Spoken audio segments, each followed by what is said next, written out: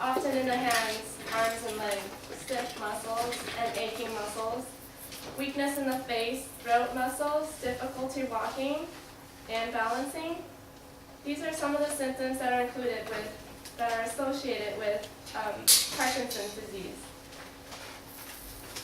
Imagine having these symptoms and having to speak in front of an audience. Not an easy thing to do. The person we chose is Michael J. Fox. A lot has changed for Michael J. Fox, from his days from Family Ties and Back to the Future. Who could forget how charming and energetic Marty McFly was, and Alex Keaton? For Michael J. Fox, simply brushing his teeth takes a lot of effort. We take for granted the things that are given to us until we see others with difficulties. Today we will go back to the future to introduce you to Michael J. Fox, the speaker.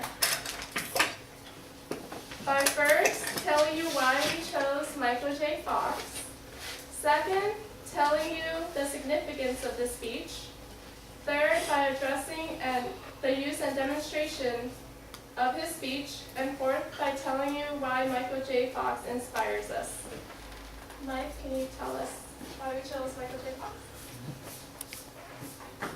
We didn't choose him because we have Parkinson's, we're interested in Parkinson's. We chose him because he was an actor we recognized from sitcoms and movies we liked. You know, some of the enjoyable shows were Family Ties, Back to the Future, Stuart Little, and Spin City. Spin City is where he ended his career on the camera. That's when he announced Parkinson's, 98.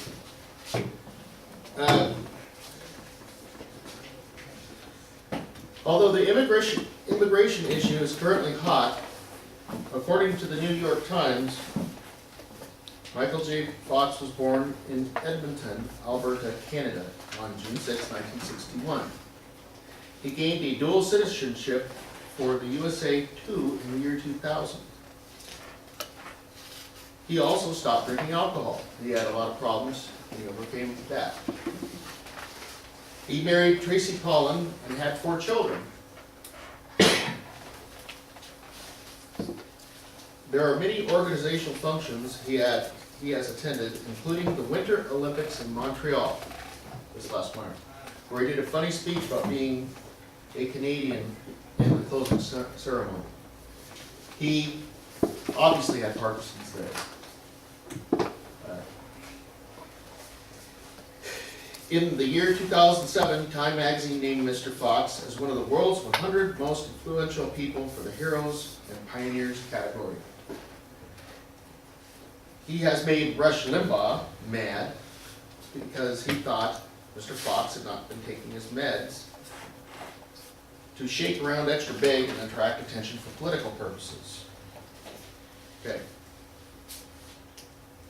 According to Time magazine, Michael J. Fox supports stem cell research. And President Obama has overturned the Bush administration's ban on stem cell research, but there are still many obstacles, which Michael J. Fox is trying to overcome through his foundation. These are the primary reasons we chose him. After seeing all that, it's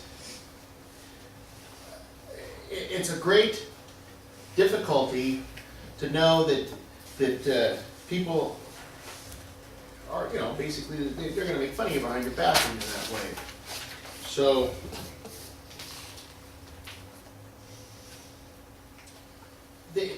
to look up to him that way as a public speaker with a handicap was interesting. Yeah. I would like to tell you about the significance of the persuasive speech Mr. Fox has done at the Biotech Conference in the year 2007.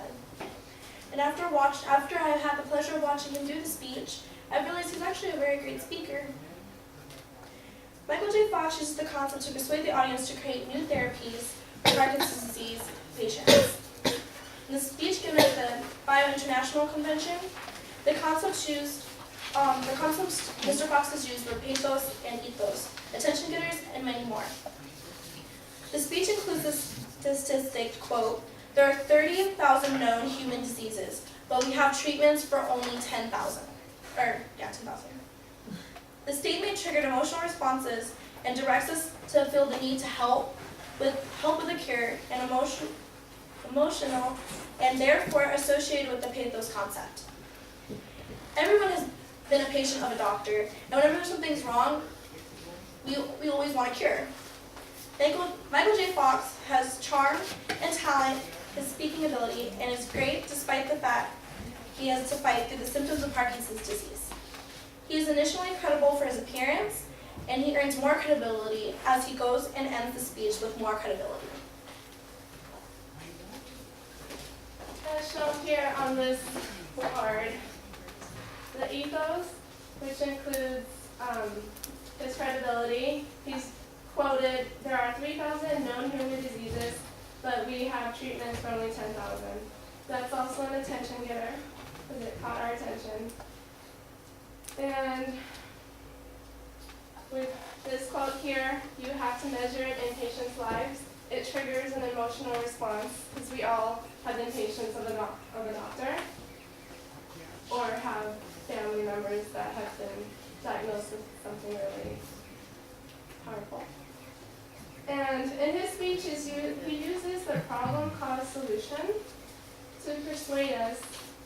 And the problem is illustrated in this here, where it says, "I'd be willing to make a couple of bets about the people in this room. First, I'd wager we all agree on a massive unmet need for new treatments for diseases. The problem is that we don't have enough treatment for diseases. And we have a cause, which is here. We understand that a company's measure of success is shareholder profits." So he's mentioning that it's the shareholders that want to make money that's preventing them from really going and finding cure. And the solution is to get together, to work together to reduce the risk in early stages and see the drug development pipeline within the next generation of therapies. And we can assure stakeholders of transformative results, high returns on financial capital, and on human health.